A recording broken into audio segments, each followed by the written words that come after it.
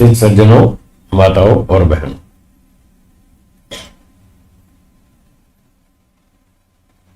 योग दर्शन का अध्ययन चल रहा था। दूसरा पाद, सूत्र 5वां। प्रसंग था कि 5 क्लेश हैं। ये 5 क्लेश हमारे बार बार जन्म लेने का कारण है। जब तक ये 5 क्लेश बने रहेंगे तब तक बार बार जन्म होता रहेगा। जब ये 5 क्लेश पूरी तरह से समाप्त हो जाएंगे फिर अगला जन्म नहीं होगा। 5 क्लेशों के नाम एक बार दोहराएंगे। बोलिए। अविद्या, अस्मिता, राग, द्वेष, अभिनिवेश, ये 5 क्लेश।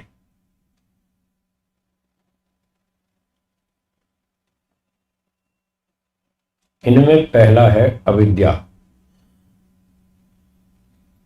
अविद्या के 4 भाग महर्षि पतंजलि जी ने बताए सूत्र में।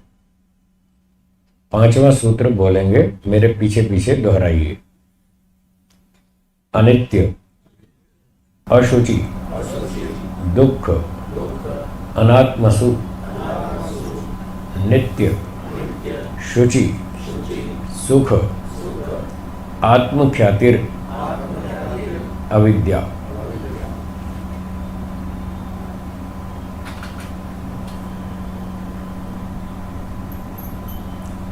सूत्र का पहला भाग है, अनित्य वस्तुओं को नित्य वस्तु समझना अविद्या है। और उलटकर देखेंगे तो नित्य वस्तुओं को अनित्य वस्तु समझना भी अविद्या है। अविद्या का मतलब है उल्टा समझना, गलत समझना। जो वस्तु जैसी है उसको वैसा नहीं समझना, कुछ गलत ही समझना, उसका नाम है अविद्या। ये तो है परिभाषा अविद्या की। और ये उदाहरण है। अनित्य को नित्य समझना, नित्य को अनित्य समझना, ये उदाहरण है। दूसरा उदाहरण महर्षि जी ने, पतंजलि जी ने बताया, अशुद्ध वस्तुओं और कर्मों को शुद्ध वस्तु और शुद्ध कर्म समझना अविद्या है।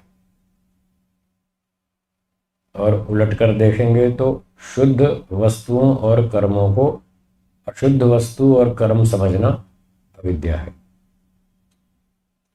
तीसरा भाग है, दुख को सुख समझना अविद्या है और सुख को दुख समझना अविद्या है।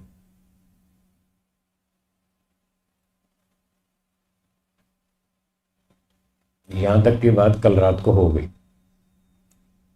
अब अगली चौथी बात है, अनात्मसु आत्मख्याति। अब बोलिए। अनात्मा को आत्मा समझना अविद्या है और आत्मा को अनात्मा समझना अविद्या है। ये चौथा भाग।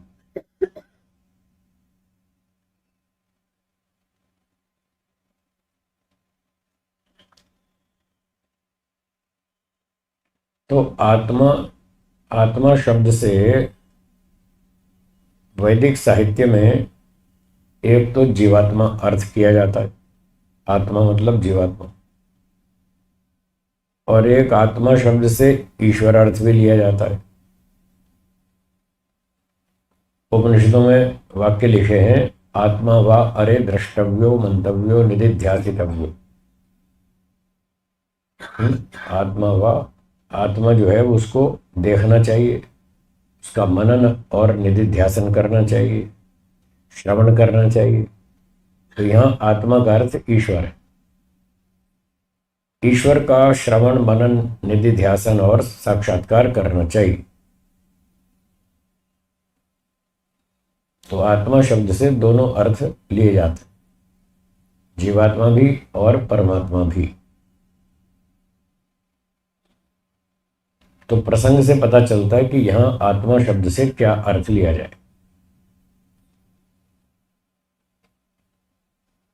जहां ऐसा लिखा हो कि आत्मा कर्म करता है, फल भोगता है, जन्म लेता है, सुखी होता है, दुखी होता है, ये लक्षण लिखे हैं आत्मा के, तो आप समझ जाएंगे यहाँ आत्मा से शब्द से क्या अर्थ लेंगे, जीवात्मा। और कहीं लिखा हो कि आत्मा सर्वव्यापक है, सर्वशक्तिमान है, सृष्टि करता है, आत्मा ने सृष्टि बनाई, तो वहाँ अर्थ क्या लेंगे, वहाँ परमात्मा। तो ऐसे वहाँ के आसपास के लक्षणों से पता चल जाए कि यहाँ आत्मा शब्द का क्या अर्थ लिया जाए। तो इस सूत्र में भी जो आत्मा शब्द है यहाँ पर भी दोनों अर्थ लिए जाएंगे। अनात्मा को आत्मा समझना, अनात्मा का अर्थ है जो आत्मा नहीं है, आत्मा से भिन्न वस्तु, वो है अनात्मा। और दूसरा अर्थ करेंगे तो ईश्वर से जो भिन्न वस्तु है वो अनात्मा। जब आत्मा का अर्थ ईश्वर कर लेंगे तो अनात्मा का अर्थ होगा ईश्वर से भिन्न वस्तु, वो अनात्मा, और आत्मा ईश्वर। पहले अर्थ में जो जीवात्मा से भिन्न वस्तु वो अनात्मा और जीवात्मा आत्मा, ऐसे। तो अनात्मा को आत्मा समझना, जो जीवात्मा नहीं है उसको जीवात्मा समझना, ये अविद्या है। ये चौथा भाव। शरीर और आत्मा एक ही वस्तु है या अलग अलग है? अलग अलग है। क्या शरीर ही आत्मा है? नहीं है। फिर भी व्यक्ति जब एक दूसरे को देखते हैं तो वो शरीर को ही आत्मा समझते हैं, उनको अलग आत्मा कहाँ दिखती? आप जब एक दूसरे को देखते हैं तो आपको एक ही चीज दिखती है या दो दिखती है? एक शरीर और एक आत्मा, एक ही दिखता है। अलग आत्मा तो आता ही नहीं, दिमाग में ही नहीं आता कि आत्मा कोई अलग चीज है। वो जो शरीर दिख रहा है 5.5-6 फीट का, उसी को व्यक्ति आत्मा समझ रहा है। तो इसका नाम अविद्या है। जब आप किसी मनुष्य को देखते हैं, किसी कुत्ते को देखते हैं, किसी प्राणी को देखते हैं, तो वहां दो चीजें दिखनी चाहिए, एक आंख से, एक बुद्धि से। आंख से तो शरीर दिख ही रहा है, पर जो बुद्धि से आत्मा अलग दिखना चाहिए वो नहीं दिख रहा, वो भी दिखना चाहिए, फिर तत्व ज्ञान है, फिर तो विद्या ठीक है। पर अलग आत्मा नहीं दिखता, उस शरीर को ही हम आत्मा समझ रहे हैं, तो ये अविद्या है। अब बताइए संसार में कितने लोग इस अविद्या से बच पाए होंगे? 2-5 मिलेंगे मुश्किल से, गिने चुने, जिनको वास्तविक ज्ञान है कि शरीर अलग है, आत्मा अलग है। ऐसे 2-5 आदमी मिलेंगे। बाकी तो सब अधिकांश यही माने बैठे हैं, जो शरीर दिखता है यही आत्मा है, यही मनुष्य है, यही व्यक्ति है, इसी से हम व्यवहार कर रहे हैं।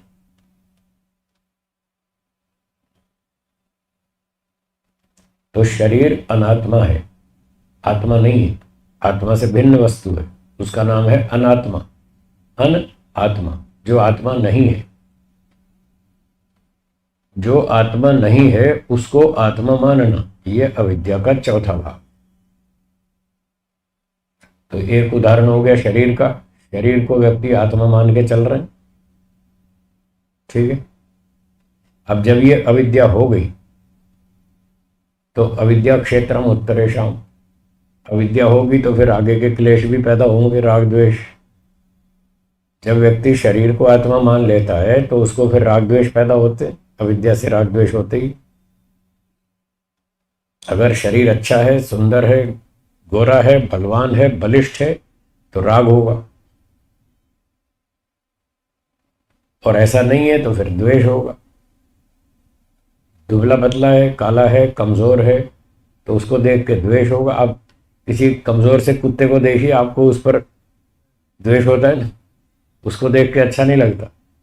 किसी मनुष्य को देखो ऐसे रोगी, दुबला पतला, वृद्ध जैसा हो, तो उसको देखकर उतना अच्छा नहीं लगता, उसमें उससे थोड़ा सा घृणा जैसी होती है, द्वेष जैसा होता है कि ये कोई ठीक नहीं है, अच्छा आदमी नहीं।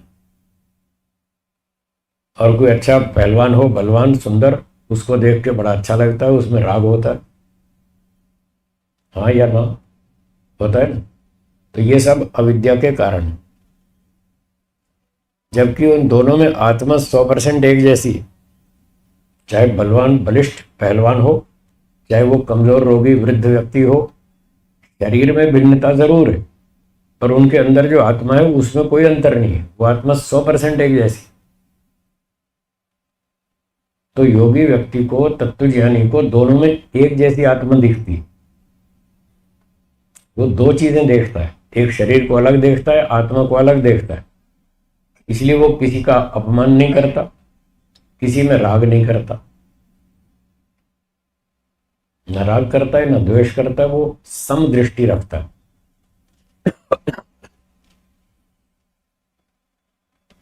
सबके साथ उचित व्यवहार करता है, किसी के साथ भी अन्याय नहीं करता। जब अविद्या होगी तो राग द्वेष होगा, राग द्वेष होगा तो अन्याय करेगा।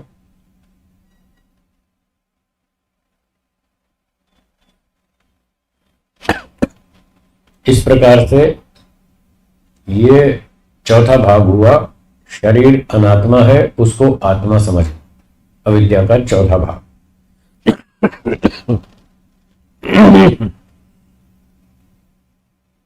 अब और क्या क्या वस्तुएं हैं जो अनात्मा है, जिनको व्यक्ति आत्मा मान लेता है। एक और अनात्मा है जिसका नाम है मन। क्या नाम? मन। मन और आत्मा एक वस्तु है या दो अलग अलग? दो अलग अलग। मन जड़ है या चेतन? जड़ है। और आत्मा चेतन है। तो आत्मा का एक और पर्यायवाची शब्द हो गया चेतन। आत्मा चेतन है, उसका गुण है, तो हम उसको पर्यायवाची के रूप में स्वीकार कर लेते हैं थोड़ी देर के लिए। जो आत्मा है वो चेतन है और जो मन है वो जड़ है। अब अनात्मा को आत्मा समझना, जड़ को चेतन समझना, ये अविद्या का चौथा भाग। मन जड़ है या चेतन? दिखता कैसा है? यही अविद्या है तो जड़ और दिखता है चेतन। बहुत कम लोगों को मन जड़ दिखता है, अधिकांश लोगों को मन चेतन दिखता है। इसलिए उनकी ये शिकायत रहती है जी ये मन मानता नहीं, मन बड़ा चंचल है, मन रुकता ही नहीं, इसको जितना रोकते उतना तेज भागता है। मन की बड़ी समस्या। तो ये सारी अविद्या है। जड़ वस्तु को चेतन वस्तु समझना ये अविद्या है। आपका आपका स्कूटर, आपकी कार जड़ है या चेतन? उसको आप जड़ मानते हैं या नहीं मानते? मानते हैं। कार को जड़ मानते हैं तो कार के विषय में कभी शिकायत नहीं करते साहब ये कार मानती नहीं, कार बहुत चंचल है, मैं इसको दाएं मोड़ता हूं ये बाएं मुड़ जाती है। ऐसी शिकायत आप कभी नहीं करते? करते? कभी नहीं करते। स्कूटर की, मोटरसाइकिल की कोई शिकायत नहीं करते साहब ये बहुत चंचल है, ये मानता ही नहीं, मेरी बाइक मानती नहीं। ऐसी शिकायत आप कभी नहीं करते। लेकिन मन की शिकायत करते हैं। मन भी जड़ है, स्कूटर भी जड़ है।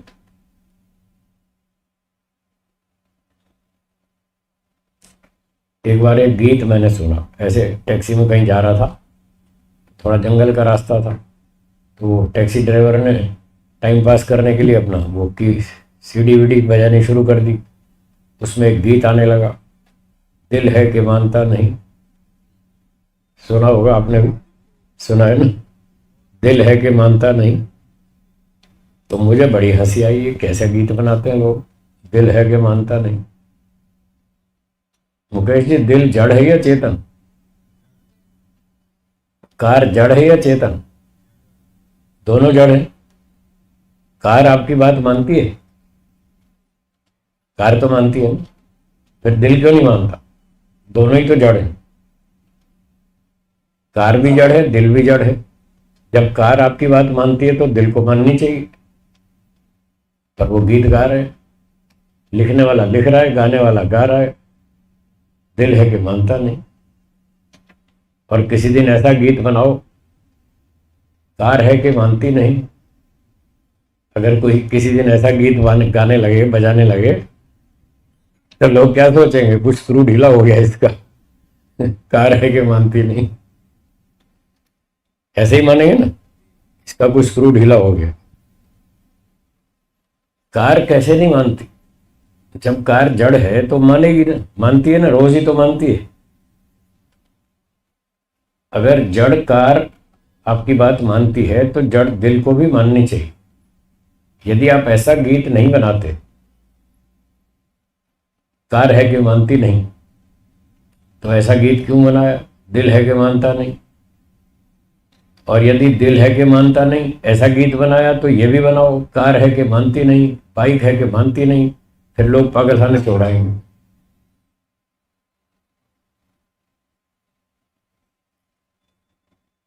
कार आपकी बात क्यों मानती है? इसलिए मानती है, आपने कार को चलाना सीख लिया, कार को मोड़ना सीख लिया, कार को रोकना सीख लिया, उसका अभ्यास कर लिया।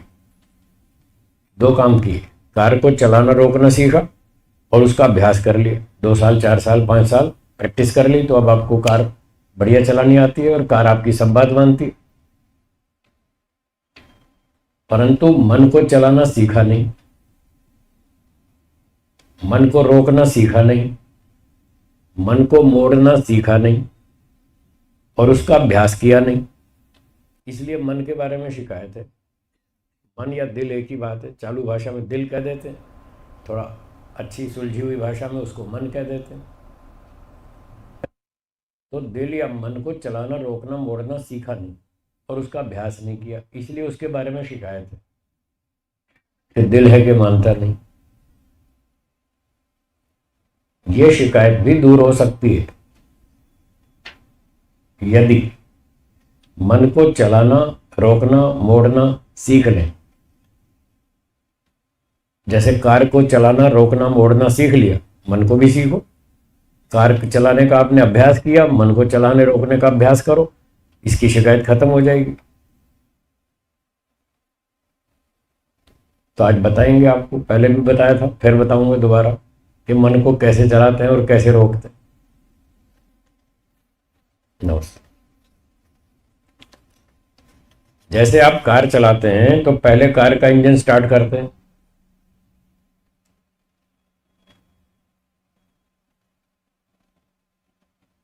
हाँ जी, पहले क्या करते हैं, कार का इंजन स्टार्ट करते हैं, फिर गियर लगाते हैं, फिर चलती है। ऐसे ही चलती है ना, इंजन बंद हो तो चलेगी, और इंजन चालू कर दिया, गियर लगाया नहीं तो भी नहीं चलेगी। तो कम से कम दो काम करने पड़ते हैं, पहले कार का इंजन स्टार्ट करो, फिर गियर लगाओ, फिर कार चलती है।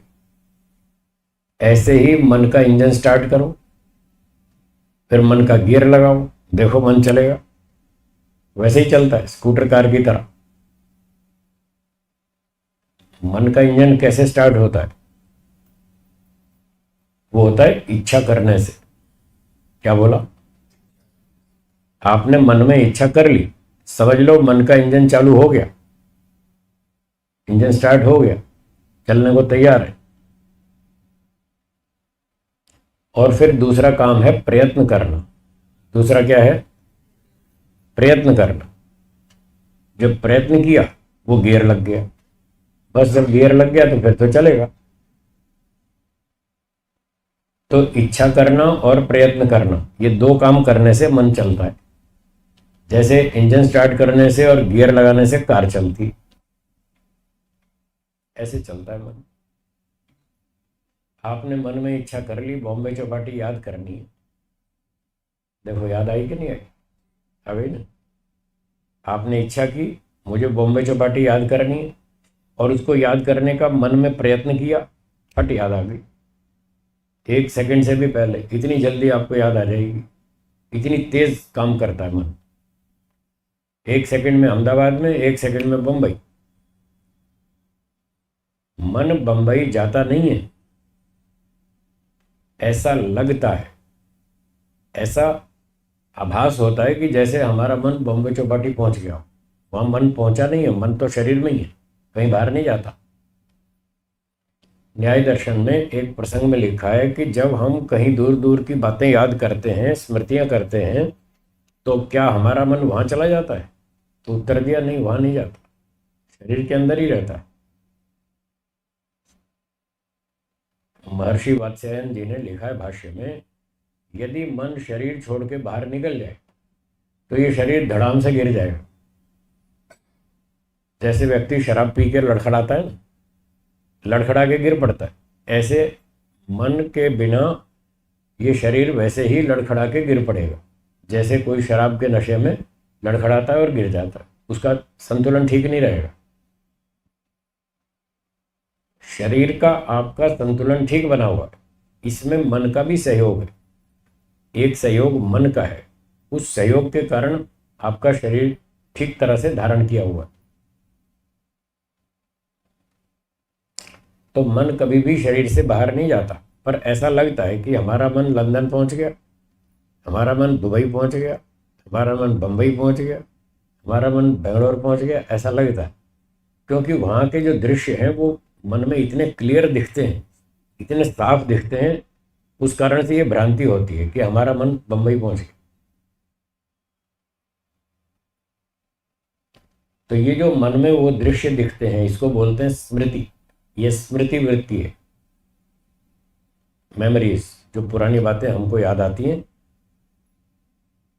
वो क्यों याद आती है? हमने वो याद की है, हमने उनको याद करने की इच्छा की, हमने उनको याद करने का प्रयत्न किया, ये दो काम किए तो मन में वो स्मृति उत्पन्न हो जाएगी और वो सारे सीन फटाफट वैसे के वैसे दिखेंगे, जैसे हम वहीं खड़े हों, चौपाटी पर ही खड़े हों, ऐसा लगेगा।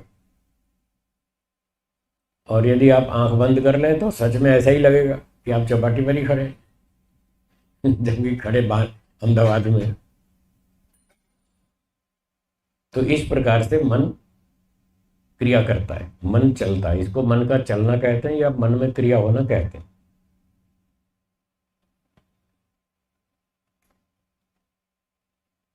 तो सिद्धांत क्या हुआ? जब तक इच्छा नहीं करेंगे, जब तक प्रयत्न नहीं करेंगे, मन में कोई विचार उत्पन्न नहीं होगा। न तो भूतकाल की स्मृति आएगी, न भविष्य की योजना बनेगी, कुछ भी नहीं होगा। जब तक आप नहीं चाहेंगे, जब तक आप इच्छा नहीं करेंगे, जब तक आप प्रयत्न नहीं करेंगे, तब तक मन में कोई विचार नहीं उठेगा। अब आप ये सारा दिन ये काम करते रहते हैं और वो आपको पता नहीं चलता, मैंने कब इच्छा की और कब प्रयत्न किया, वो पता नहीं चलता, उसकी जानकारी कम है और अभ्यास भी कम है, उसको ब्रेक लगाने का अभ्यास तो बिल्कुल ही कम है। महर्षि पतंजलि कहते हैं कि इन विचारों को रोको, योगश चित्त वृत्ति निरोधा। इन विचारों को रोको। कैसे रोकें? दो उपाय बताए, अभ्यास और वैराग्य। 12वें सूत्र में पहले पाद में पढ़ा था हमने, अभ्यास और वैराग्य, इन दो उपायों से विचारों को रोका जाता है। अभ्यास वैराग्याभ्याम तन निरोध।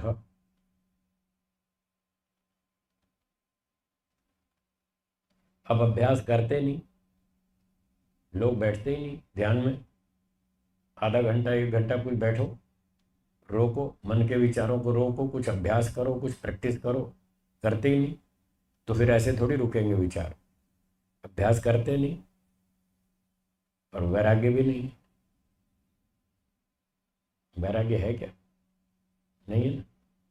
तो वैराग्य नहीं तो कैसे विचार रुकेगा? रोकने के लिए 2 ब्रेक्स, महर्षि पतंजलि जी ने विचारों को रोकने के लिए 2 ब्रेक्स बताई, एक अभ्यास और एक वैराग्य। वैराग्य उत्पन्न करो, मन गारंटी से रुकेगा, 100% गारंटी, बिल्कुल रुकेगा।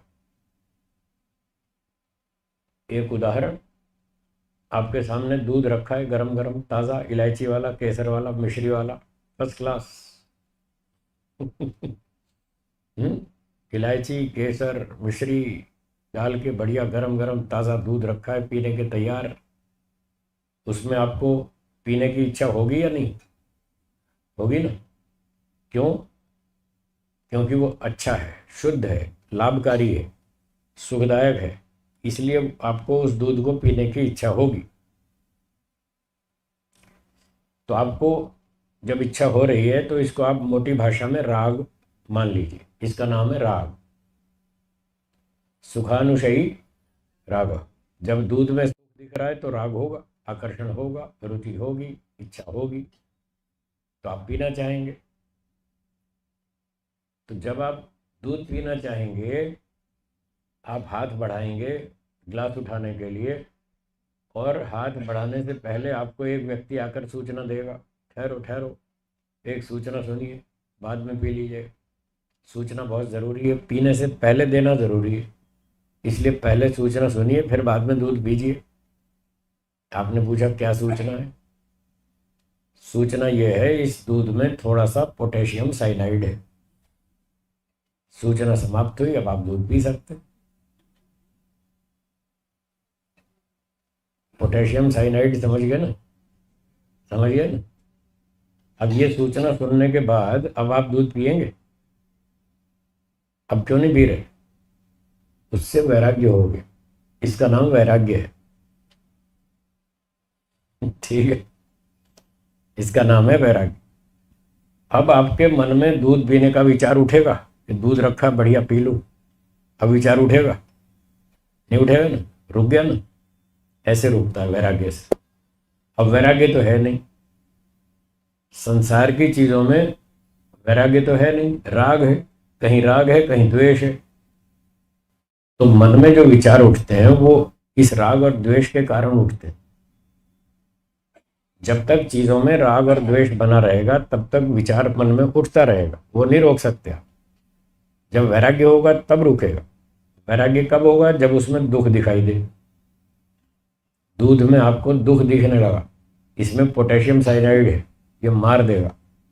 जब ऐसा दुख दिखने लगा, नुकसान हानि दिखने लगी, तभी आपका विचार रुका, नहीं तो नहीं रुकता।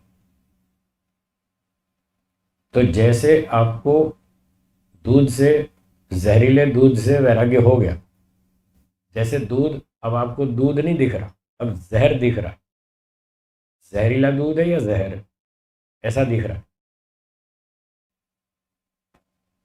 तो जैसा ये जहरीला दूध दिख रहा है, क्या ऐसे संसार की चीजें आपको जहरीली दिखती है?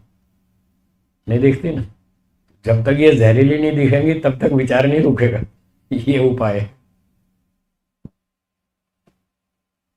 कोई भी वस्तु देखते हैं वो तो मिठाई दिखती है, बढ़िया दूध दिखता है, या तो मिठाई के रूप में दिखता है या दूध के रूप में बढ़िया केसर मिश्री वाला, इसलिए उसमें राग होता है और राग के कारण विचार उठता है। और व्यक्ति क्या समझता है, ये तो मन बड़ा चेतन है, ये तो अपने आप विचार उठाता है। मन तो जड़ है, उसको तो पता ही नहीं कुछ भी, ना उसको जहर का पता है, ना मिठाई का पता है, ना दूध का पता है, ना सोने का, ना चांदी का, उसको तो कुछ भी नहीं पता। वो क्यों विचार उठाएगा? आपकी कार को कुछ नहीं पता, आपकी कार न हिम्मतनगर की तरफ चलेगी ना राजकोट की तरफ, वो क्यों चलेगी? उसको तो कुछ पता ही नहीं।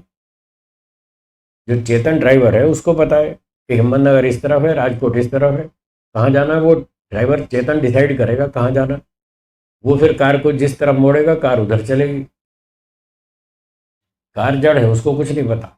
ऐसे ही मन भी जड़ है, उसको कुछ नहीं पता ये दूध अच्छा है या जहरीला है, दूध मन को कुछ नहीं पता। तो हमको आत्मा को पता है, हम चेतन है, हम जानते हैं। तो यदि हमको संसार की चीजें बढ़िया सुंदर सुखदायक दूध या मिठाई की तरह दिखती है तो राग गारंटी से होगा, और उस समय फिर राग के कारण विचार उठेगा और आप उसको नहीं रोक पाएंगे। जब ये संसार की चीजें जहरीली मिठाई की तरह दिखेंगी तब उससे वैराग्य होगा। जब वैराग्य होगा तो विचार नहीं उठेगा, वैराग्य होने से विचार रुक जाएगा। जैसे वैराग्य होने पर आपको दूध पीने का विचार रुक गया, ऐसे ही सब चीज़ों का होगा। तो अब क्या करना, दिन भर इस वैराग्य, पहले तो वैराग्य उत्पन्न करें कि हर वस्तु दुखदायक। ये जितनी भी वस्तु हैं संसार की बनी हुई, ये तीन तत्वों से बनी है, सत्व रज और तम। हाँ या ना? इन्हीं से बनी है ना। और तीन में से सत्वगुण तो ठीक है, रज और तम खराब है, और हर वस्तु में ये तीनों हैं। किसी में कम है, किसी में अधिक, मात्रा कम अधिक हो सकती है तीनों। तो चाहे थोड़ा हो चाहे ज्यादा, रजोगुण है तो सही हर वस्तु में। तमोगुण चाहे थोड़ा हो या ज्यादा हो हर वस्तु में। आपके जितने सात्विक पदार्थ हैं उनमें भी रजोगुण तमोगुण है। घी, दूध, मक्खन, मलाई, मिठाई, दाल, रोटी, सब्जी, चावल, खीर, पूरी, हर वस्तु में तमोगुण है, हर वस्तु में रजोगुण है। क्योंकि एक सत्व से तो कोई वस्तु बनती नहीं। तो जब सभी में रज और तम बैठा है तो वो नुकसान तो करेगा ही। अब करे या 2 महीने बाद करे या 2 साल बाद करे, कभी ना कभी वो अपना असर दिखाएगा। जहां द्रव्य है तो गुण भी वहां साथ होता है। ये वैशेषिक दर्शन का नियम। गुण और द्रव्य दोनों सदा साथ रहते हैं। गुण कभी भी द्रव्य से अलग नहीं होता।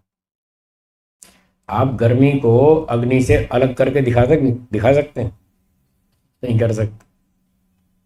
जहां अग्नि होगी तो गर्मी भी साथ होगी, जहां गर्मी होगी तो वहां अग्नि भी साथ होगी, दोनों साथ ही रहते हैं, अलग हो ही नहीं सकते। तो हर वस्तु सत्वरज तम से बनी हुई है। संसार की ये सारी वस्तुएं सत्वरज तम से बनी हुई है।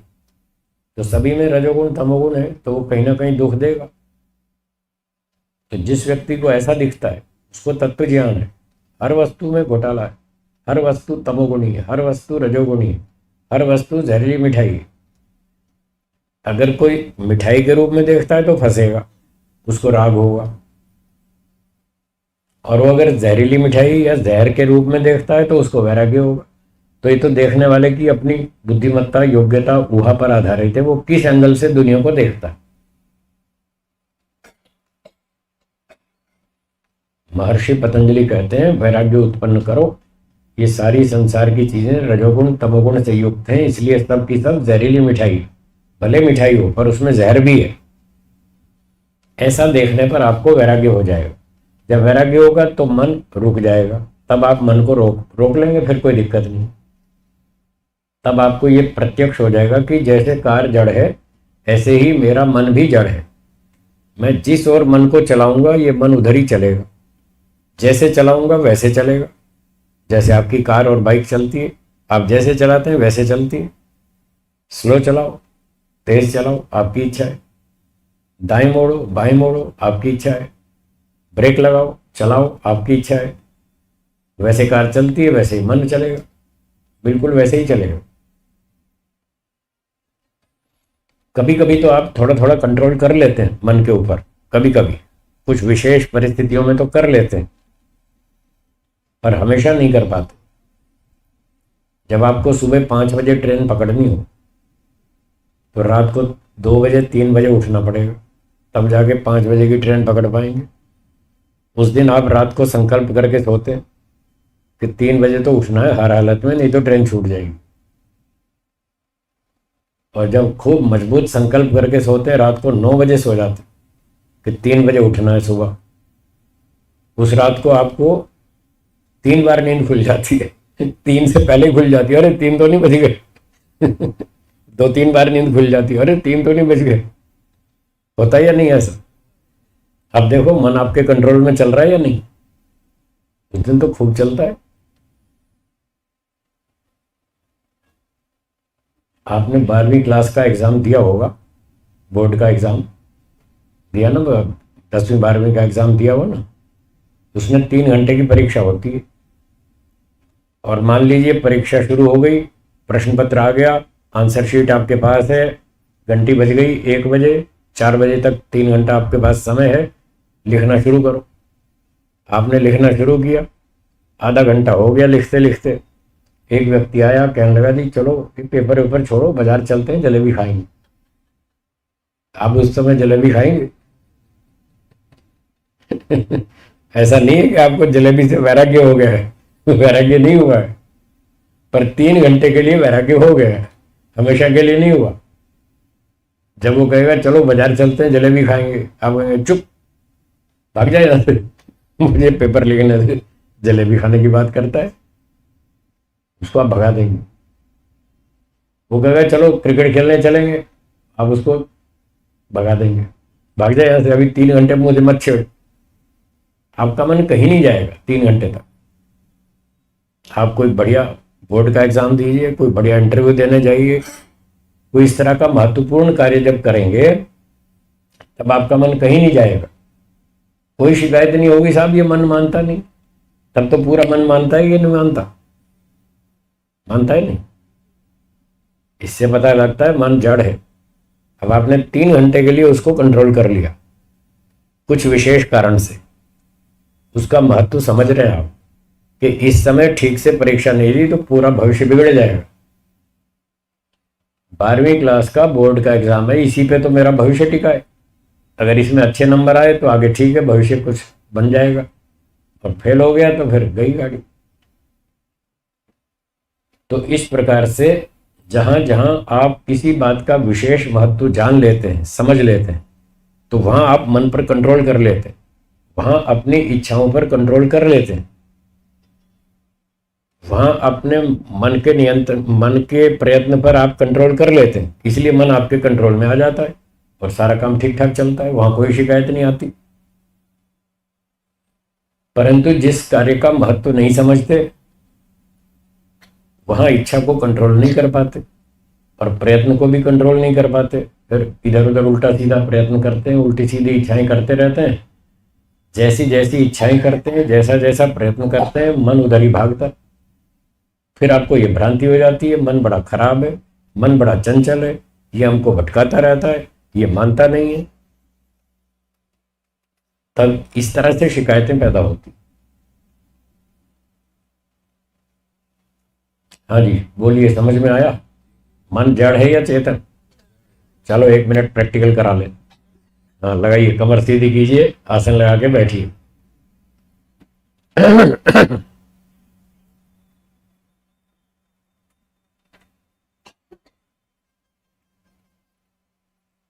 मन में संकल्प कीजिए, मेरा मन जड़ वस्तु है। अब मैं सांसारिक विचार, अब मैं आत्मा हूं, मैं चेतन हूं।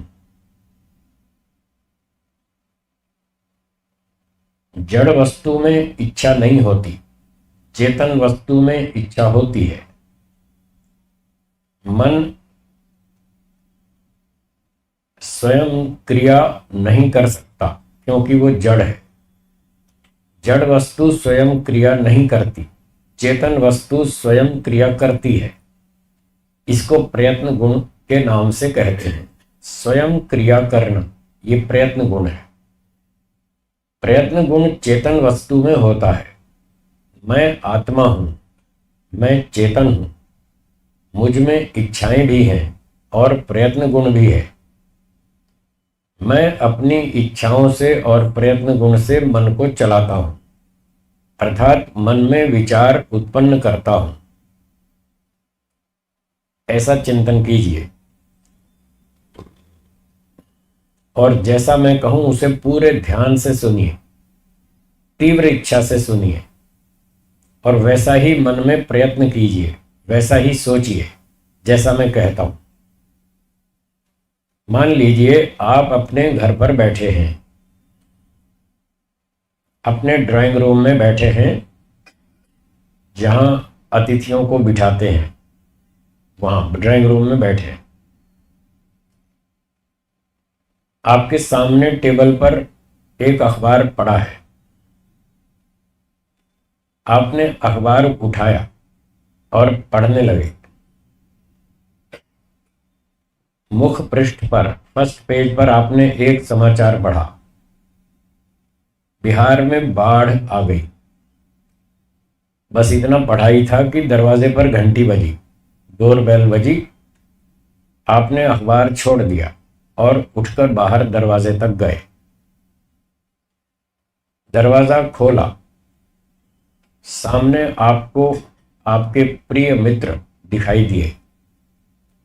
उन्हें देखकर आप प्रसन्न हो गए और दोनों हाथ जोड़कर नमस्ते की, स्वागत किया, प्रसन्नता से उनको अंदर ले आए। उनको भी वहीं ड्राइंग रूम में बिठा दिया। पूछा कैसे हैं, परिवार सब ठीक है, आनंद में है। उन्होंने भी सब बताया, हाँ ठीक है, परिवार सब आनंद में है। आपने कहा अच्छा आप बैठिए, मैं अभी आता हूं। फिर आप रसोई में गए, एक डिब्बा खोला, उसमें से 4 लड्डू निकाले और प्लेट में रखे। 2 गिलास पानी भरा, ट्रे में लड्डू और पानी रख करके ले आए। आपने मित्र से कुछ बातचीत की और कहा लो मीठा खाइए, लीजिए मीठा खाइए।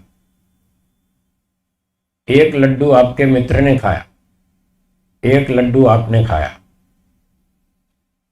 दोनों ने थोड़ा थोड़ा पानी पिया, फिर और कुछ बातचीत की। लगभग 20 मिनट बातचीत हुई और फिर आपके मित्र ने कहा अच्छा अब मैं चलता हूं, मुझे और भी कुछ काम करने हैं, फिर समय मिलेगा तो फिर मिलेंगे। आपने अपने मित्र को प्रसन्नता से विदाई की। बाहर दरवाजे तक छोड़ने गए, नमस्ते करके उनको विदाई की। दरवाज़ा बंद करके वापस लौट आए और वहीं जहां बैठे थे ड्राइंग रूम में, उसी सीट पर आकर बैठ गए। दोनों हाथों को थोड़ा रगड़िए और 4-5 बार हथेलियों को आंखों पर घुमाइए, थोड़ा पलकों को सहलाइए। हथेलियों से कप बनाकर धीरे धीरे आंखें खोलिए और हथेलियां हटा लीजिए।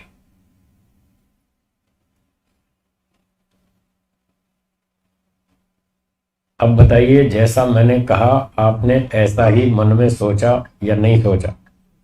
ऐसा दृश्य दिखाई दिया या नहीं दिया? लड्डू खाया कि नहीं खाया? खाया ना। अब बताओ मन जड़ है या चेतन? पता लग गया ना, मन जड़ है।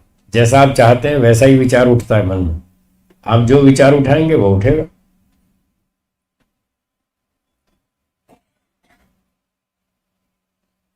तो इस दृष्टि से सुबह से रात तक अपना परीक्षण करें। कल भी मैंने निवेदन किया था कि जब भी आप किसी वस्तु को देखते हैं तो आपके मन में कोई ना कोई 2 में से एक विचार होगा। ये वस्तु अच्छी है, सुखदायक है, या ये वस्तु अच्छी नहीं है, खराब है, दुखदायक। 2 में से कोई एक विचार तो होगा। अपने उस विचार को चेक कीजिए कि मैं इस वस्तु को कैसा मान रहा हूं, अच्छा मान रहा हूं या खराब, सुखदायक या दुखदायक, कैसा मान रहा हूं। बस उसको चेक करना। अगर आपको पता लगे मैं तो इस वस्तु को अच्छा मान रहा हूं, तो समझ लीजिए राग होगा। क्या होगा? और अगर ये पता चले कि मैं किसी पदार्थ को सुखदायक मानता है तो राग होता है, सुखानुशयी राग। और जब दुखदायक, खराब ऐसी मानता है तो दुखानुशयी द्वेषा, तो फिर द्वेष होता है। परंतु यदि व्यक्ति सावधान रहे तो दुखदायक मानने से एक और परिणाम भी उत्पन्न होता है। दुखदायक वस्तु मानने से द्वेष भी हो सकता है और दूसरा वैराग्य भी हो सकता है। दोनों हो सकते हैं। हाँ जी बोलिए, क्या क्या हो सकते हैं? द्वेष भी हो सकता है। बुद्धिमान लोग दुखदायक वस्तु को देखकर वैराग्य उत्पन्न करते हैं। बोलिए बोलिए, क्या कहा मैंने? और गड़बड़ वाले लोग द्वेष करते हैं। जो गड़बड़ वाले हैं ना, पूरे ठीक बुद्धि वाले नहीं है, बुद्धिमान नहीं है, वो उस चीज को देख के द्वेष करते। खराब चीज को, घृणास्पद को देख करके वो द्वेष उत्पन्न करते। तो महर्षि पतंजलि कहते हैं वैराग्य क्या है? राग भी नहीं, द्वेष भी नहीं, न्यूट्रल। वैराग्य उसका नाम है। बीच में रहो, ना राग में झुकना है ना द्वेष में झुकना, बीच में रहो, न्यूट्रल। ये वैराग्य की स्थिति है। ठीक है, देख लो वस्तु कैसी है, हाँ अच्छी है, ठीक है। आसक्ति पैदा मत करो। आसक्ति पैदा कर ली तो राग, खतरा। और ये देख लो ये खराब है, दुखदायक है, ठीक है, कोई बात नहीं, उससे अपना बचाव कर लो। द्वेष मत करो, घृणा मत करो, न्यूट्रल बने रहो। तो ये वैराग्य है। जब वैराग्य होगा तब आप वृत्ति निरोध कर सकते, तब मन को नियंत्रित कर सकते हैं। तब आपको स्पष्ट दिखेगा मन जड़ है, वैसा ही जड़ दिखेगा जैसी कार दिखती है। और कार को आप ठीक ठाक कंट्रोल कर ही रहे हैं, रोज चलाते हैं, रोज रोकते हैं, आपकी सारी बात मानती है आपकी कार। जैसे कार आपकी बात मानती है ऐसे मन भी मानेगा। बस वो वैराग्य तत्व ज्ञान होना चाहिए। अब जब आपको मैंने लड्डू की बात कही, पानी पीने की बात कही, मित्र की बात कही, तो आपका मन टिक गया, टिक गया ना। और जब बैठेंगे ईश्वर का ध्यान करने तब नहीं टिकेगा। अब मोटा मोटा समझ में आया कि मन जड़ है और हमने अपनी इच्छा अनुसार मन में विचार उठाए, यहां तो ठीक लग गया मन, पर वहां ध्यान में ईश्वर में नहीं टिकता। क्यों नहीं टिकता? जैसे बच्चे को आलू खाने में अच्छा लगता है, खुश हो जाता है, और दूधी खाने में दिक्कत आती है उसको। दूधी में क्यों दिक्कत आती है? उसमें रुचि नहीं। उसका मानसिक विचार ऐसा है, दूधी कोई अच्छी सब्जी थोड़ी है, तो खराब। टिंडा, दूधी, घिया, तोरी, शलगम, आलू, गाजर और ये मूली, ये सब खराब चीज़ है। तो जब मानसिकता उसकी खराब है कि ये खराब चीज़ है, वो पहले ही घृणा कर रहा है, तो उसको वो चीज़ अच्छी नहीं लगेगी, उसको खाने को मन नहीं करेगा। और जिसमें उसने अपनी दृष्टि अच्छी बनाई है आलू में, तो आलू खाने को खूब मन करता है, खुश। आलू का नाम ले, बच्चे सब खुश हो जाते हैं। मैं घरों में जाता रहता हूँ, मुझे माताएं खूब शिकायत करती हैं, देखो साहब सारा दिन आलू खाता है। घिया नहीं खाता, टिंडे नहीं खाता, शलगम नहीं खाता, गाजर नहीं खाता, मूली नहीं खाता, और आलू कितने ही खिला लो इसको, खुश होके खाता है। घर घर में यही शिकायत।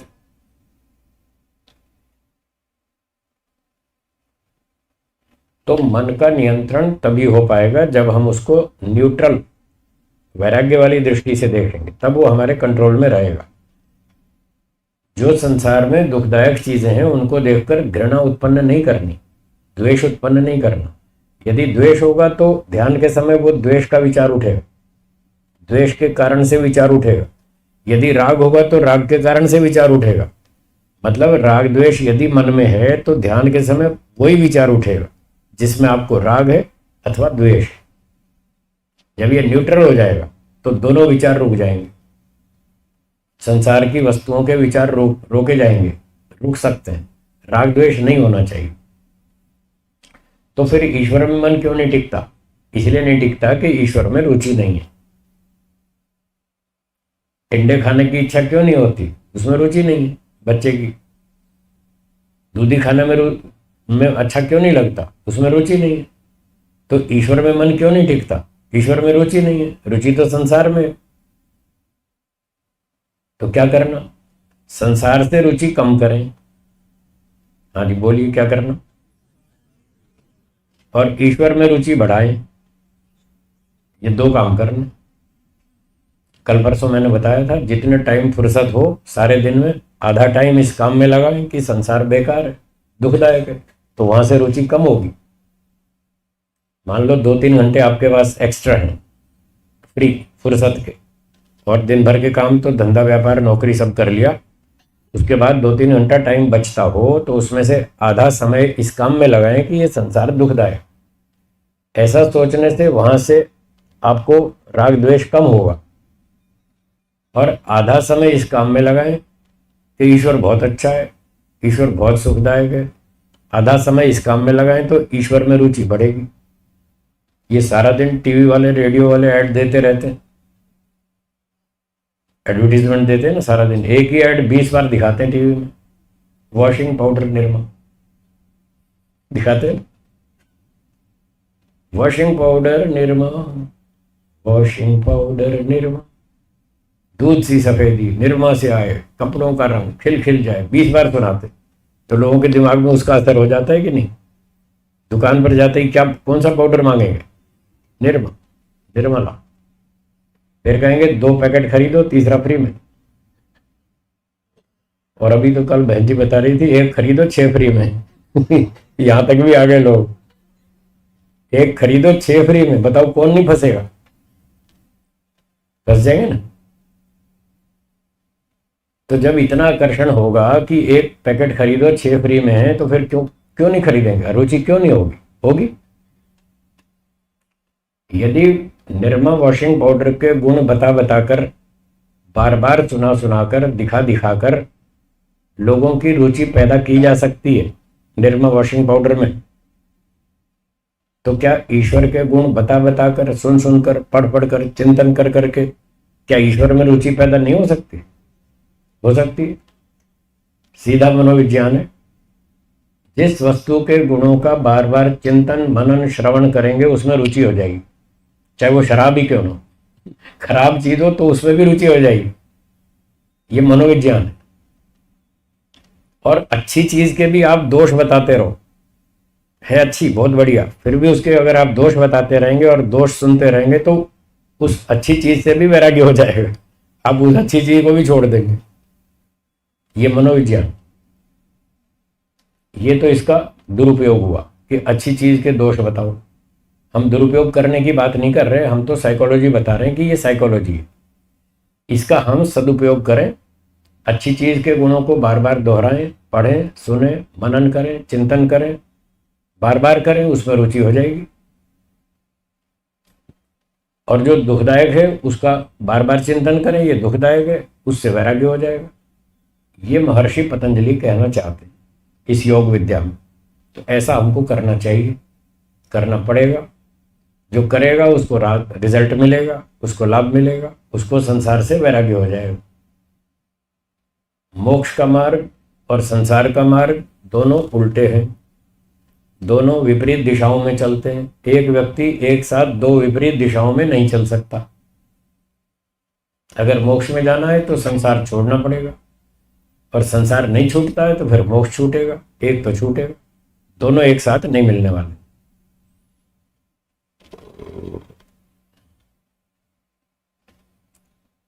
तो इतनी चर्चा में ये बात समझ में आई कि मन जड़ है। तो ये था अनात्मसु आत्मख्याति, अनात्मा को आत्मा समझना, जड़ मन को चेतन समझना, जड़ शरीर को चेतन शरीर समझना। आप जब दूसरे व्यक्ति को देखते हैं, जीवित व्यक्ति को, जीवित शरीर को, वो जड़ दिखता है या चेतन? और है कैसा? सोच में पड़ गए। क्यों जी? जीवित शरीर जड़ है या चेतन? आधे तो चुपचाप बैठे, डर लग रहा है कहीं उत्तर गलत ना हो जाए। शरीर जड़ है या चेतन? मरा हुआ शरीर जड़ है या चेतन? वो तो समझ में आ रहा है। मरा हुआ शरीर, डेड बॉडी, वो जड़ है, वो तो समझ में आ रहा है। चेतन में डाउट, तो जीवित शरीर में डाउट है, वो जड़ है या चेतन, ये डाउट है। इसलिए लोग बोल नहीं रहे हैं। जो पूछा है वो बताइए, जीवित शरीर जड़ है या चेतन, ये बताना है। जड़ है ना। डेड बॉडी में वो भी जड़ है, और जीवित शरीर, लिविंग बॉडी, वो भी जड़ है, दोनों जड़ है। क्या आपको डेड बॉडी में आकर्षण होता है? तो जीवित शरीर में क्यों हो रहा? इसका मतलब आप उसको चेतन माने बैठे, इसलिए हो रहा है। अविद्या क्षेत्रम उत्तरेशम, अविद्या के बाद फिर राग द्वेष होते हैं। अगर जीवित शरीर में आपको आकर्षण हो रहा है, राग हो रहा है, आसक्ति हो रही है, उसके साथ नाच रहे हैं, गा रहे हैं, डांस कर रहे हैं, सब कुछ कर रहे हैं, तो मतलब आप उसको चेतन माने बैठे हैं। ये अविद्या है। जड़ शरीर को चेतन मानना अविद्या है। अनात्मसु आत्मख्यातिर अविद्या। और जैसे ही डेड हो जाता है शरीर, आपका विचार तत्काल बदल जाता है। आप कहते हैं ये तो डेड है, ये तो जड़ है, अब तो ये खतरनाक है, उसको तो 24 घंटे भी घर में रखना नहीं चाहते, जल्दी निकालो इसको, डेड बॉडी को। आप देखिए कितनी खतरनाक है विद्या। एक दिन हमारे गुरुजी वहाँ रोजड़ में प्रवचन कर रहे थे कक्षा में, तो बोले प्रत्येक व्यक्ति के अंदर अविद्या का हिमालय पर्वत बैठा है। ये शब्द थे गुरुजी के, हिमालय पर्वत। हिमालय पर्वत छोटी चीज है क्या? आप देखो कितनी भारी अविद्या है हर व्यक्ति के अंदर। उसी अविद्या के कारण ही तो वो फंसा हुआ है दुनिया में। कहीं राग है, कहीं द्वेष है, कहीं कुछ है, और फिर सारा दिन यही चलता है। और क्या चलता है? तो इस अविद्या से बाहर निकलना है, इस अविद्या को समझना है। जड़ शरीर है, उसको चेतन मानना अविद्या है। आपको बार बार ये विचार करना पड़ेगा। जो व्यक्ति आपके सामने दिख रहा है जीवित शरीर, उसको भी ये मानना पड़ेगा ये व्यक्ति जीवित है, पर शरीर है फिर भी जड़। आत्मा चेतन है, वो इस जड़ शरीर से अलग है। जैसे ही आपको दो दिखेंगे, बुद्धि से आपको दो चीजें दिखेंगी। एक तो आंख से दिखेगा शरीर, आंख से शरीर दिखेगा, और बुद्धि से आत्मा दिखेगा। कि इसमें दो चीजें हैं, एक शरीर और एक आत्मा। शरीर जड़ है, आत्मा चेतन है। आपको शरीर में राग खत्म हो जाए तत्व ज्ञान से। राग का नाश, अविद्या का नाश, वो तत्व ज्ञान है कि शरीर अलग है, आत्मा अलग है। तो इसको बार बार चिंतन करें, मनन करें, विचार करें, आपको तत्व ज्ञान हो जाएगा कि शरीर अलग है, आत्मा अलग है। और जैसे ही ये तत्व ज्ञान होगा, वैराग्य हो जाएगा, आपको राग खत्म हो जाएगा।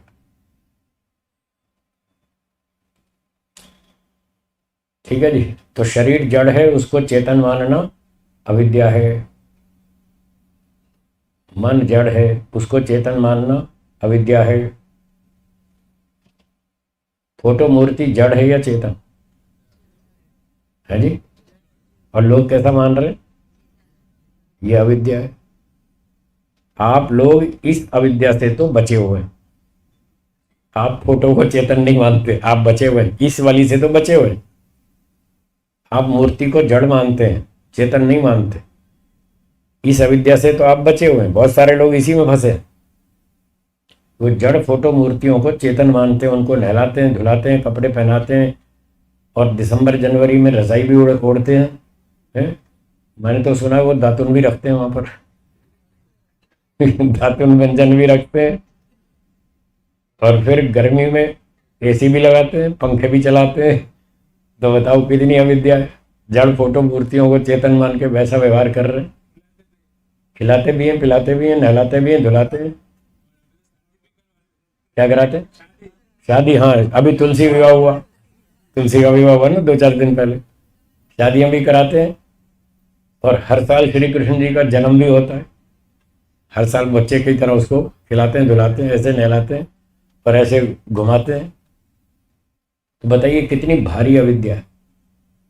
इस अविद्या से आप लोग बचे हुए हैं, पर इससे नहीं बचे।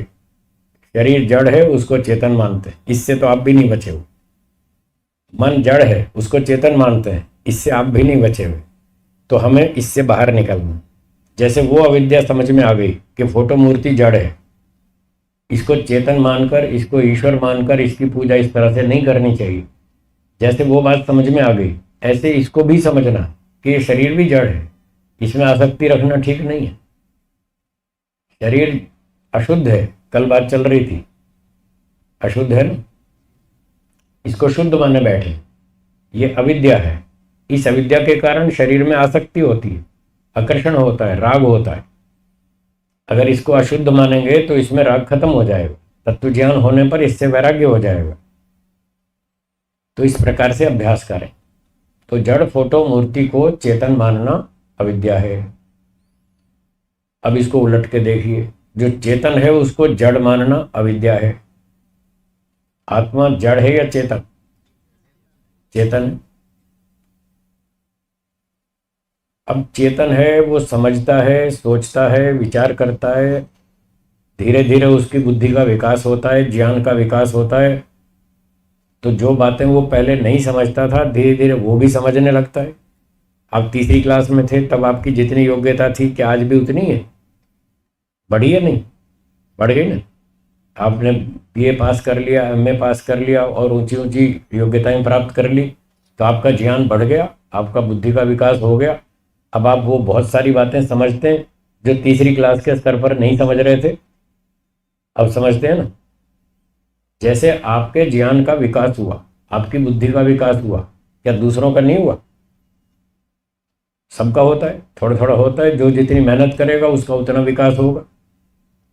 तो जैसे आपका होता है ऐसे सबका होता है। पर आप क्या मानते हैं, मेरी बुद्धि तो बढ़ गई, दूसरा तो अभी भी मूर्ख है, दूसरे को तो अभी भी मूर्ख समझते हैं।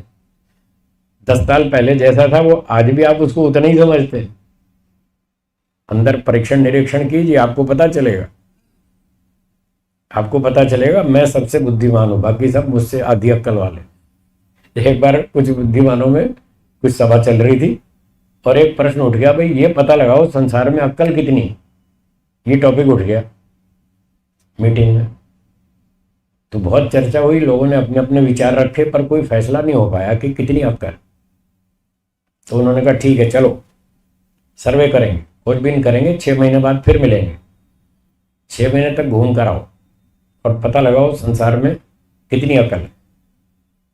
6 महीने बाद फिर इकट्ठे हुए, सब अपना घूम घाम के आए और अपना अपना अनुभव सुनाया। बहुत लोगों ने अपना अपना अनुभव सुनाया।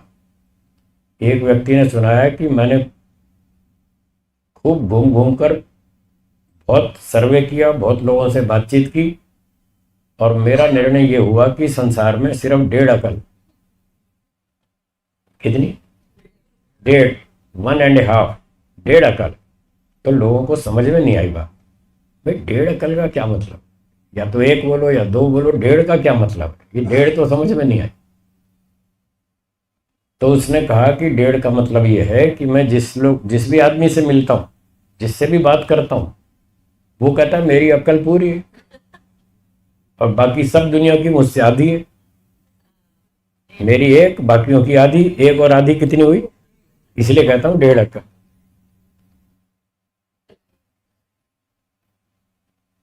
तो हर व्यक्ति ये मानता है मेरी बुद्धि तो पूरी कंप्लीट। और भारत में तो ये और ज्यादा समस्या है। क्या समस्या है, वो 1.5 अकल वाले दूसरे को देखते ही सुझाव देना शुरू कर देते हैं। जिसकी अकल ज्यादा होती है वो कम बुद्धि वाले को सुझाव देता है या नहीं, बताइए, देता है ना। अगर कोई थोड़ी छोटी मोटी गलती करता हो तो ज्यादा बुद्धि वाला उसको सुझाव देता है, नहीं ऐसे नहीं, ऐसे मत करो, ऐसे करो, ऐसे करो। उससे सुझाव मांगा भी नहीं है, बिना मांगे सुझाव देता। भारत में देख लो आप, बहुत सारे लोग, लगभग सभी लोग, लगभग, आप सिर्फ ये कह दो मुझे जुकाम हुआ है, देखना 15 आदमी 15 नुस्खे बताएंगे आपको। बस बता दो कि जुकाम हो गया। हर आदमी अपना नुस्खा बताएगा, आपने पूछा नहीं उससे, फिर भी बताएगा। फिर आप कहोगे मेरा जुकाम ठीक हो चुका है, वो कहे नहीं मैं जो बता रहा हूँ वो कर लो, एक बार तो कर ही लेना। फिर भी उसके पीछे पड़े रहेगा।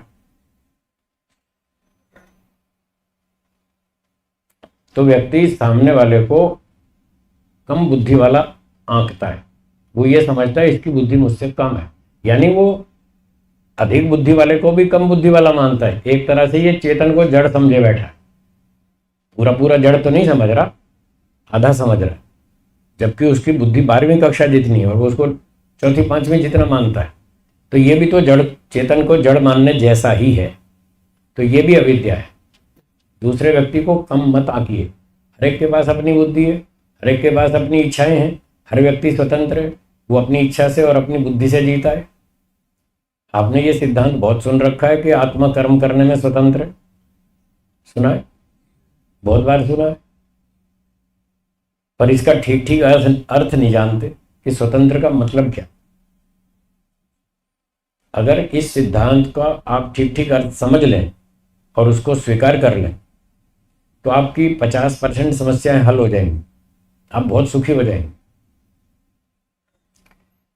लोगों की एक समस्या, एक शिकायत तो ये रहती है कि ये आदमी ऐसा क्यों करता है, चाहे वो घर का सदस्य हो, चाहे पड़ोसी हो, चाहे दोस्त हो, चाहे कोई भी हो, ये ऐसा क्यों करता है। क्यों जी, लोगों की ऐसी शिकायत है या नहीं है ना, आपके भी है, आप भी तो उन्हीं में से हैं। आप कोई आसमान में थोड़ी रहते हैं, यहीं रहते हैं, इसी धरती पे आ रहते हैं। आपके मन में भी ये समस्या रहती है कि मेरा भाई ऐसा क्यों करता है, मेरी पत्नी ऐसा क्यों करती है, मेरा पति ऐसा क्यों करता है। क्योंकि आपको पसंद नहीं है और वो करता है, इसलिए आपके मन में ये प्रश्न उठता है ये ऐसा क्यों करता है, उसको मेरी इच्छानुकूल करना चाहिए। जब आप ये चाहते हैं इसको मेरी इच्छा अनुकूल करना चाहिए और वो करता नहीं, तब ये सवाल उठता है कि ऐसा क्यों करता है। फिर आप उसको बताते हैं, समझाते हैं, भाई ऐसा मत करो, ऐसा मत करो। वो नहीं मानता है। फिर दूसरा सवाल उठता है, ऐसा क्यों नहीं करता है जो मैं कहता हूं ऐसा क्यों नहीं करता है। तो ये दो शिकायतों से सारी दुनिया परेशान है, सब लोग दुखी हैं।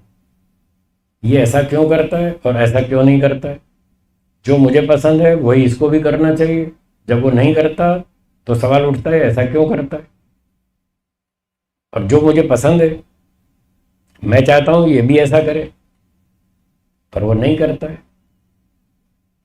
जब नहीं करता है तो ये सवाल उठता है ऐसा क्यों नहीं करता है, जबकि फायदे वाला काम है। मान लो आप 10 बजे सोते हैं और आपका बेटा 11 बजे सोता है, आप अपने बेटे से कहते हैं बेटा 10 बजे सो जाओ, वो नहीं मानता, वो 11 बजे तक जागता है। तो आपको गुस्सा आता है, ये जल्दी क्यों नहीं सोता है, जल्दी सोना फायदेमंद है, हाँ या ना। और आप उसको समझाते हैं बात भी ठीक है, 100% ठीक है, जल्दी सोने में फायदा है, पर वो नहीं मानता। तो आपको गुस्सा आता है, ये क्यों नहीं सोता। फिर आप कहते हैं हवन कर लो, वो नहीं करता, आपको गुस्सा आता है, ये हवन क्यों नहीं करता, जबकि फायदे वाला काम है। फिर आप वो टीवी देखता है, आपको पसंद नहीं है, आप कहते हैं बेटा इतना टीवी मत देखो, पर वो देखता है। फिर आपको गुस्सा आता है, ये मेरी बात क्यों नहीं मानता। तो ये दो प्रश्न व्यक्ति के दिमाग में चलते रहते हैं, दो शिकायतें चलती रहती हैं, जिसके कारण वो दुखी रहता है। इन दोनों प्रश्नों का उत्तर नहीं मिल रहा, इसलिए लोग दुखी हैं। अगर इन दोनों प्रश्नों का उत्तर मिल जाए तो मैं समझता हूं बहुत कुछ शांति आ जाएगी। चलिए सुनिए इन दोनों प्रश्नों का उत्तर। ये ऐसा क्यों करता है जो आपको पसंद नहीं है और वो करता है।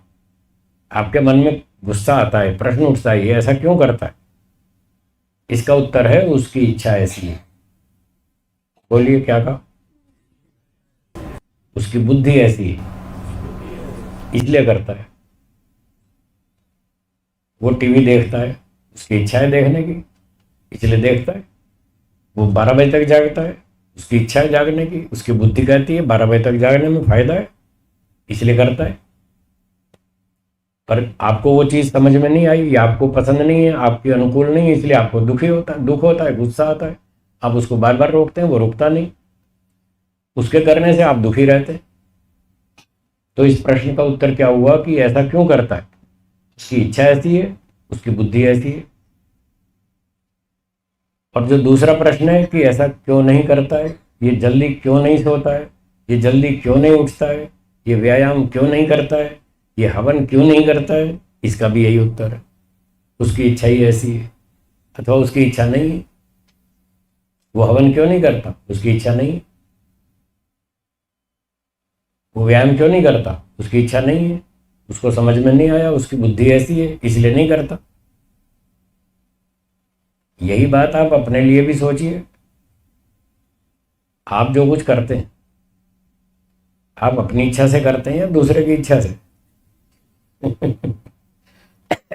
क्यों लालचंद जी। आप जो कुछ करते हैं सारे लोग अपनी इच्छा से करते हैं या दूसरे की इच्छा से करते हैं। अपनी बुद्धि से जी रहे हैं या दूसरे की बुद्धि से। जब आप अपनी इच्छा से और अपनी बुद्धि से जी रहे हैं तो क्या दूसरे को अपनी इच्छा से और अपनी बुद्धि से जीने का अधिकार नहीं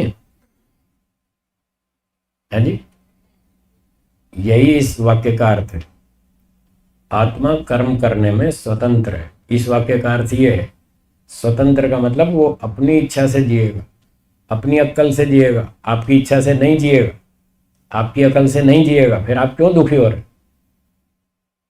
क्या आप 100% दूसरे की इच्छा और बुद्धि से जी सकते हैं। नहीं जी सकते। तो दूसरा व्यक्ति 100% आपकी इच्छा और बुद्धि से कैसे जिएगा। और आप उससे ये उम्मीद रखते हैं इसको मेरी बात सुननी चाहिए, मेरी बात माननी चाहिए। क्यों माननी चाहिए, वो स्वतंत्र है। जैसी इच्छा है वो वही करेगा, जैसी बुद्धि है वो वही करेगा। आप कहेंगे मैं सीनियर हूँ, मेरे पास अक्ल ज़्यादा है। हाँ ठीक है, आप सीनियर हैं उससे, आपकी उम्र ज़्यादा है, आपकी अक्ल ज़्यादा है, आपका अनुभव ज़्यादा है, आप बिल्कुल परफेक्ट बात कह रहे हैं, 100% करेक्ट बात कह रहे हैं, तो भी वो नहीं मानेगा। क्योंकि उसकी समझ में नहीं आई। जब तक उसकी समझ में नहीं आएगी तब तक वो नहीं मानेगा। आपकी बात 100% क्या 200% करेक्ट हो तब भी नहीं मानेगा। आप भी कहाँ मान रहे हैं? इतनी सारी बातें 100% ठीक है, आप कहाँ मानते हैं? नहीं मानते। जब आप नहीं मानते वो उस पर क्यों गुस्सा कर रहे हैं? वो भी नहीं मानता।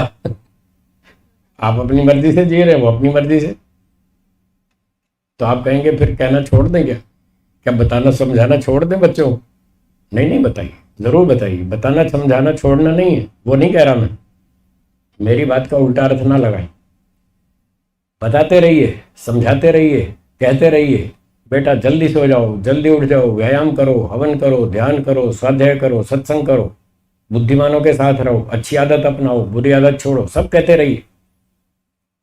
पर ये आशा मत रखिए कि वो आपकी बात मान लेगा। ये आशा मत रखिए। आप ये आशा रखते हैं इसलिए दुखी होते हैं। क्यों जी, ठीक कह रहा हूं? मेरी बात समझ में आ रही है?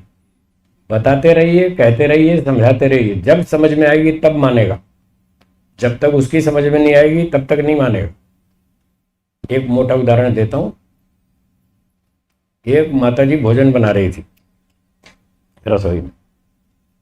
पास में बच्चा बैठा था, छोटा था, 1.5 साल का, 2 साल का। अब छोटे बच्चे तो नकल करते हैं, देखा देखी नकल करते हैं। तो माँ ने रोटी तवे पर डाली तो बच्चे ने भी उसकी नकल की। उसने भी हाथ तवे पर रखने लगा। जैसे माँ ने रोटी रखी तो बच्चे ने भी नकल की। तो माँ ने हाथ पकड़ लिया, नहीं बेटा तवा गरम है, इस पे हाथ मत रखना, हाथ जल जाएगा। एक बार उसका हाथ पकड़ लिया। माँ ने फिर दूसरी रोटी रखी तवे पर, बच्चे ने फिर नकल की। माँ ने फिर हाथ पकड़ लिया। 5 बार उसका हाथ पकड़ लिया। माँ ने समझाया कि नहीं समझाया? खूब समझाया, समझाना चाहिए, पर बच्चा नहीं माना। फिर माँ ने सोचा 5 बार तो समझा लिया, ये मानता ही नहीं। ऐसे तो मैं सारा जीवन इसके पीछे लगी रहूंगी, हर समय 24 घंटे तो पीछे नहीं लग रह सकती, हर समय तो इसका ध्यान नहीं रख सकती। तो क्या करना चाहिए? एक बार इसको प्रत्यक्ष करने दो, तब इसको अक्ल आएगी, ऐसे नहीं आएगी। इसको छोड़ दो, कर ले बेटा, हाथ रख ले। अब 6ठी बार जब माँ ने रोटी डाली तो बच्चे ने फिर नकल की। 6ठी बार हाथ जब डाला बच्चे ने तो माँ ने हाथ नहीं पकड़ा। अब बच्चे ने तवे पे हाथ रख दिया, और जब रख दिया तब लगा गरम। तब क्या बोला? तब उसको अक्ल आ गई, ये तवा गरम है, यहाँ ठीक नहीं है। माँ ने ठीक कहा था कि तू हाथ मत रख। अब समझ में आई। तो 6ठी बार उसको अक्ल आई कि नहीं आई? कब आई? प्रत्यक्ष करने के बाद अक्ल आई। तो शब्द प्रमाण से आप बताते रहिए बच्चों को, छोटों को, कम बुद्धि वालों को बताते रहिए कि ऐसा मत करो, इसमें नुकसान है, ऐसा करो, इसमें फायदा है। पर उम्मीद मत रखो कि आपकी बात मान लेंगे। वो नहीं मानेंगे। 10 में से 2 बात मान लेंगे, 3 मान लेंगे, 5 4 भी मान लेंगे। जिसकी जितनी बुद्धि योग्यता होगी वो उतनी मान लेगा, सारी नहीं मानेगा। जब वो न माने तो ये गुस्सा नहीं करना, ये मेरी बात क्यों नहीं मानता, दुखी मत होना। इसे नहीं मानता कि उसकी बुद्धि ऐसी है, उसकी इच्छा ऐसी है। अब 6ठी बार जब बच्चे ने हाथ जला लिया, अब उसको अक्ल आ गई। अब 7वीं बार उससे कहो हाथ रख तवे पे, अब रखेगा? नहीं रखेगा। अगर माँ जबरदस्ती उसका हाथ पकड़कर तवे पर रखने लगे तब भी नहीं रखेगा, हाथ छुड़ा लेगा, कहेगा नहीं गरम है। अब माँ को सिखाएगा ये गरम है, इसमें हाथ नहीं रखना, ये गरम है। तो ये है मनुष्य का मनोविज्ञान। ऐसे दुनिया चलती है। अगर इस मनोविज्ञान को आप समझ लेंगे तो आप आनंद से जिएंगे। दूसरों को सलाह सम्मति सुझाव देते रहेंगे, वो माने ना माने कोई फर्क नहीं पड़ता। आपकी सेहत पे कोई असर नहीं होगा, आप प्रसन्न रहेंगे। तो मान लेगा तो अच्छा है, नहीं मानेगा तो मार खाएगा, तब अक्ल आएगी। तो जब मार खाएगा फिर अक्ल आ जाएगी, फिर वो आ जाएगा पटरी पे। थोड़ी बहुत मार सबको खानी पड़ती है, आपने भी बहुत खाई है तब सीखे, ऐसा नहीं है। आप कौन सी पिताजी की बात सारी मानते थे? आप कहाँ मानते थे? आपने भी ऐसा ही किया है, बहुत जगह मान ली, बहुत जगह मार खाई, तब अक्ल आई। तो जैसे आप सारी बात नहीं मानते थे अपने माता पिता की, आपके बच्चे भी नहीं मानेंगे। आपके माता पिता ने आपकी बातें सहन की, आपको भी अपने बच्चों की सहन करनी पड़ेगी। देखते रहो, तमाशा देखते रहो, प्रतीक्षा करते रहो, कब समझ आएगी, जब आएगी तब ठीक है, जब तक नहीं आएगी तब तक सहन करो। इस तरह अपने मन को शांत रखना होगा, तब जाके आपका मन कंट्रोल में आएगा, तब होगा योग चित्त वृत्ति निरोध। नहीं तो ध्यान में यही विचार उठेगा, वो मेरी बात क्यों नहीं मानता, वो मेरी बात क्यों नहीं मानता, यही विचार आपको संध्या नहीं करने देगा, ईश्वर में मन टिकाने नहीं देगा। तो इस तरह से चलना पड़ेगा, तब समझ में आएगा कि मन जड़ है और मैं चेतन हूँ। मैं अपनी इच्छा से विचार उठाता हूँ, मैं ये विचार नहीं उठाऊंगा, ईश्वर का विचार उठाऊंगा। जैसी आप इच्छा करेंगे, जैसा आप प्रयत्न करेंगे, जैसा संकल्प करेंगे, वैसा होगा। मन जड़ है, अपने आप कुछ नहीं करता। नहीं बताता।